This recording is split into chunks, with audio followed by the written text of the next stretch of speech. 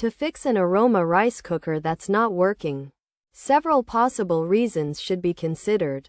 The power supply could be the issue. So start by ensuring the unit's power cord is securely plugged into both the cooker and the socket. To test the outlet, try plugging another appliance into it. If it works, then the outlet is not the problem. Another potential issue could be the unit's thermal fuse. To determine if it's faulty, switch off the cooker, disconnect it from the power outlet, and let it cool. Then, turn it upside down to reveal the bottom panel.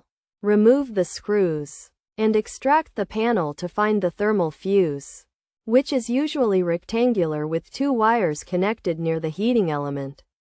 Using a multimeter set to ohms, test the fuse's terminals. If the readings are infinite or show an open circuit, the fuse is likely defective and should be replaced.